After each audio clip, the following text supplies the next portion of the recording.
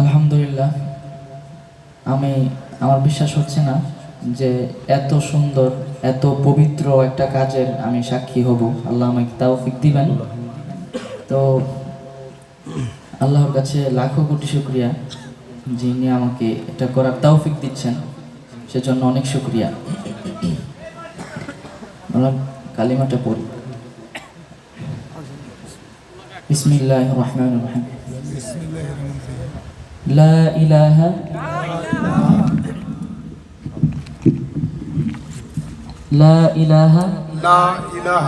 ইল্লাল্লাহু মুহাম্মাদুর রাসূলুল্লাহ আশহাদু আল্লা ইলাহা ইল্লাল্লাহু ওয়াহদাহু লা শারীকা লাহু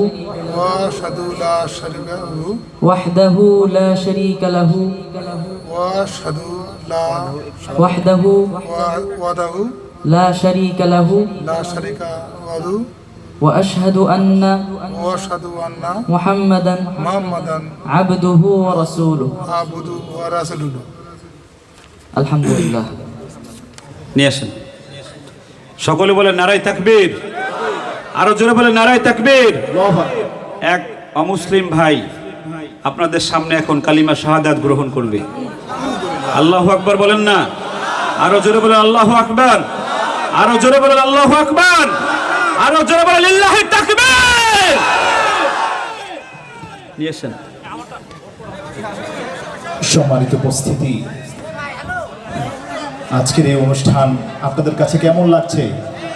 আলহামদুলিল্লাহ সুম্মা আলহামদুলিল্লাহ। আমাদের প্রাণপ্রিয় উস্তাদজি, আমাদের প্রিয় মানুষ, প্রিয় ব্যক্তিত্ব হযরতুল আল্লামা মুফতি আব্দুল কাইয়ুম মোল্লা হাফিজাহুল্লাহ আতাআল্লাহু উমরা হযরতের কাছে শাহাদা বাক্য পাঠ করবেন। ইসলাম ধর্ম গ্রহণ করবেন আমাদের এক ভাই, যার আগের নাম ছিল শ্যামল সরকার, বর্তমান তার নাম আব্দুল্লাহ। সুবহানাল্লাহ পড়েন। আব্দুল্লাহ মানে হচ্ছে আল্লাহর নাম, শ্রেষ্ঠ নাম হচ্ছে আব্দুল্লাহ। আল্লাহ পাক আমার এই ভাইয়ের ইসলাম গ্রহণকে কবুল করেন, পড়ছি আমিন। আল্লাহ ভাইজানের হায়াতে বরকত দান করেন, পড়ছি আমিন।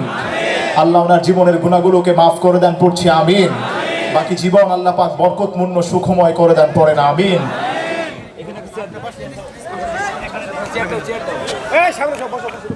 আমরা সবাই বসে যাই, আপনারা বসেন। সম্মানিত উপস্থিতি, হাদিসের মধ্যে আসছে যারা অন্য ধর্ম থেকে ইসলাম ধর্মে ধাবিত হয়, ইসলাম ধর্ম যারা গ্রহণ করে, শাহাদা বাক্য পাঠ করে, রাসূল আরবি সাল্লাল্লাহু আলাইহি ওয়াসাল্লাম বলেন, একটা বান্দা যখন মায়ের গর্ভ থেকে দুনিয়াতে ভূমিষ্ঠ হয়, নিষ্পাপ হিসেবে কোনো বান্দা যদি, কোনো অমুসলিম যদি ইসলামের শাহাদা বাক্য পাঠ করে প্রবেশ করে, ওই সদ্য ভূমিষ্ঠ সন্তানের যেই গুণামুক্ত হয়ে যায়, মাসুম হয়ে যায়, সেম একইভাবে এই অমুসলিমের গুণাগুলোকে আল্লাহ তাআলা মাফ করে দেয়। সুবহানাল্লাহ। আর এই অমুসলিম ব্যক্তি ইসলাম গ্রহণ করে যেই দোয়া করবে, আল্লাহ সেই দোয়া কবুল করেন, আমিন। আমি ওস্তাদজিকে অনুরোধ করব আমার এই ভাইকে ইসলামের সর্বশ্রেষ্ঠ সর্বোত্তম সুন্দর বাক্য শাহাদা বাক্য পাঠ করে তাকে ইসলামে নিয়ে আসার জন্য। আল্লাহ তাআলা কবুল করেন, মঞ্জুর করেন, আমিন।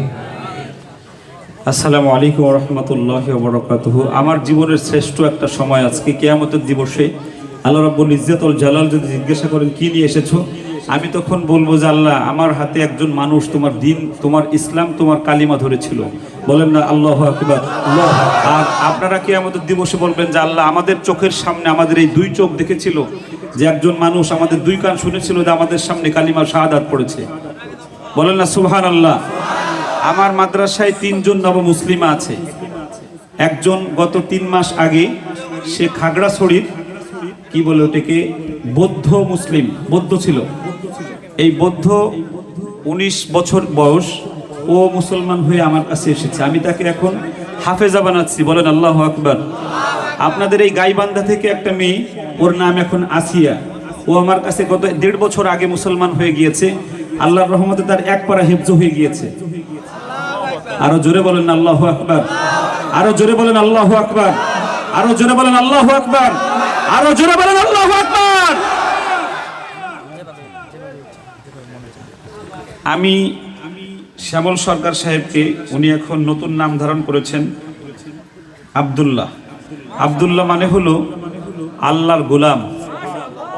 আরো জোরে বলেন, উনি আল্লাহর গোলাম হয়ে গিয়েছে। মাশাআল্লাহ, মাশাআল্লাহ। আমি ওনার চেহারার মধ্যে দেখেন একটা নূর ফুটে উঠছে, মনে হচ্ছে যে আল্লাহর উজুদ তার মধ্যে অবস্থান করছে। আলহামদুলিল্লাহ, আলহামদুলিল্লাহ। এখানে এটাকে এফিডেভিট বলে। সরকারিভাবে কোনো ধরনের সব ধরনের ছাড়পত্র উনি নিয়ে মুসলমান হয়েছেন। আমার মতো গুনাহগারের হাতে উনি মুসলমান হবেন। এখানে ইমাম সাহেব আছে এই এলাকার, বেশ ইমাম, ওনাকে একটু সামনে জায়গা করে দেন। ইমাম সাহেব হুজুরকে চেয়ার দিয়ে দেন একটু। আমি কালিমাটা রায়হান পড়াবে, আমার কাছে মনে হয় যে রায়হান আমার চেয়ে বেশি নিষ্পাপ। আর যত নিষ্পাপের হাত দিয়ে এ ধরনের মানুষ মুসলমান হয়, আল্লাহ তত বেশি খুশি হবেন। হয়তো আমি গুনাহগার মানুষ, আমার অনেক গুনাহ আছে। রায়হান ছোট মানুষ, ওর গুনাহ কম। আপনারা কি বলেন? ও কালিমা পড়াক, আমি অর্থটা ওনাকে বলে দিব। আমি আব্দুল্লাহ সাহেবকে কিছু কথা বলতে চাই সবার সামনে। কিছু মানুষ মুসলমান হয় অন্য অন্য কারণে, দেখা যায় মুসলমান হয়ে সারা বাংলাদেশে ঘুরে ঘুরে কালেকশন করে। এই ধরনের কোনো কাজ করা যাবে না। আব্দুল্লাহ সাহেব, দুই নাম্বার হলো একমাত্র শুধুমাত্র কেবলমাত্র আল্লাহ বিশ্বাস করতে হবে যে আমাকে খাওয়াবে আল্লাহ, আমাকে পড়াবে আল্লাহ, আমাকে বাঁচাবে আল্লাহ, আমার সবকিছুর মালিক কেবলমাত্র আল্লাহ। নিশ্চয়ই এই বিশ্বাসে আপনি এসেছেন। আমার উস্তাদ মুফতি আবুল বাশার নোমানী, উনি বাংলাদেশের প্রখ্যাত শাইখুল হাদিস। যারা মোটামুটি মাদ্রাসায় পড়ুয়া সবাই জানে, পাকিস্তানের নিউ টাউন করাচি মাদ্রাসায় হুজুর মুসলিম শরীফ পড়িয়েছেন 5 বছর। আমার উস্তাদজির কাছে আমি ফোন দিয়েছিলাম যে হুজুর, এরকম একজন ভাই মুসলমান হতে চায়, তা আমি কি করতে পারি? হুজুর বললেন যে ওনাকে আগে আল্লাহর উজুদ বুঝাবা, উনি যেন কোনোভাবে মানুষের কাছে হাত না পাতে, উনি যেন কেবলমাত্র শুধুমাত্র আল্লাহর কাছে এই সব বিষয়ে হাত পাতে, সব বিষয়ে আল্লাহর কাছে যেন সেজদায় পড়ে যায়। এটাকে বুঝায় তারপরে তাকে কালিমা পড়াবা। তো আমরা এখন আব্দুল্লাহ সাহেবকে আমরা কালিমা পড়াবো, আপনারা সবাই সাথে সাথে পড়বেন। হতে পারে এই কালিমা পড়াটা আমাদের জান্নাতে যাওয়ার কারণ হয়ে যাবে। আল্লাহ যেন আমাদের সবাইকে এই কালিমার কারণে আল্লাহ আমাদেরকে মাফ করে দেয়। সকলে বলেন আমিন। দাও খোদা দাও আমায় আবার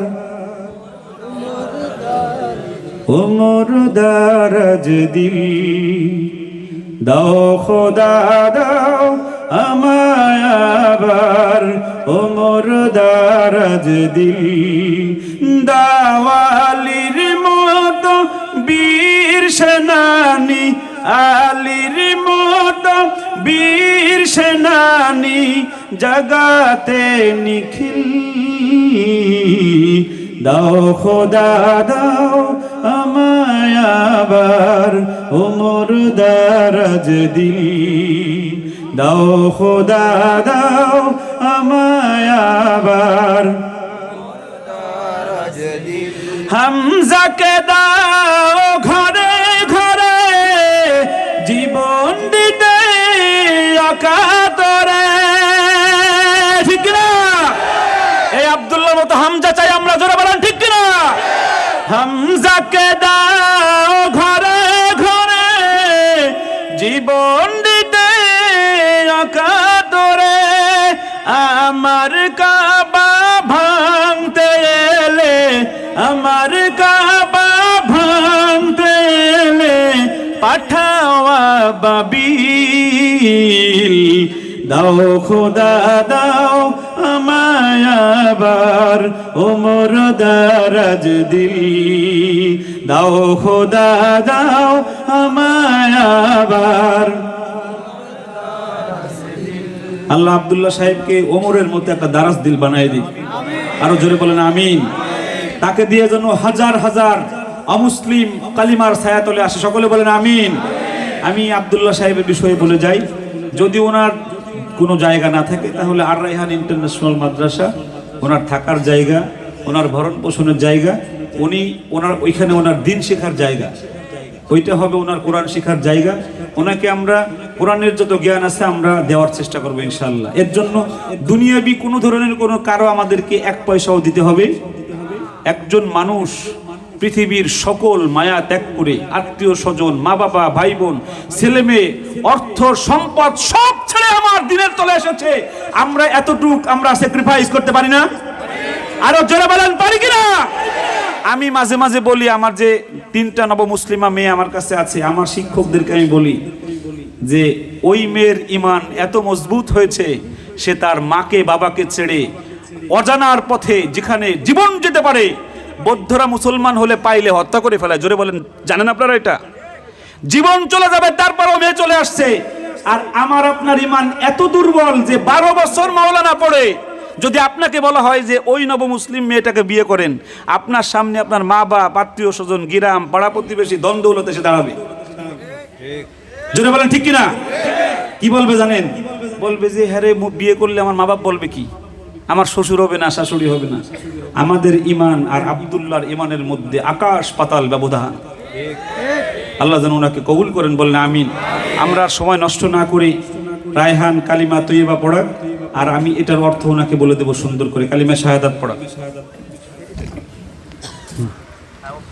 ভাইজান,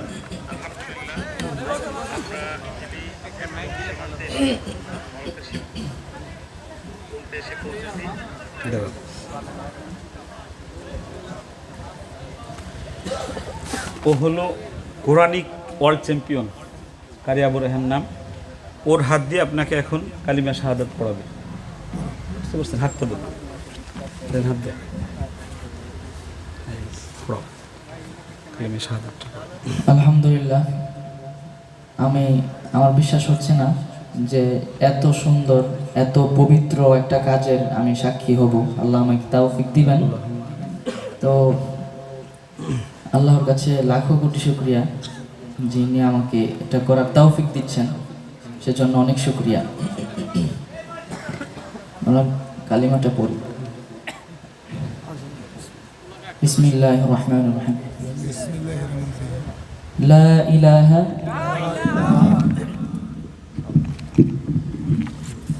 লা ইলাহা লা ইলাহা ইল্লাল্লাহু ইল্লাল্লাহু মুহাম্মাদুর রাসূলুল্লাহ মুহাম্মাদুর রাসূলুল্লাহ আশহাদু আল্লা ইলাহা আশহাদু আল্লা ইলাহা ইল্লাল্লাহু ইল্লাল্লাহু ওয়াহদাহু লা শারীকা লাহু ওয়া আশহাদু লা শারীকা লাহু ওয়াহদাহু লা শারীকা লাহু ওয়া আশহাদু লা ওয়াহদাহু ওয়াদাহু লা শারীকা লাহু লা শারীকা লাহু ওয়া আশহাদু আন্না ওয়া আশহাদু আন্না মুহাম্মাদান মুহাম্মাদান আবদুহু ওয়া রাসূলুহু। আবদুহু ওয়া রাসূলুহু।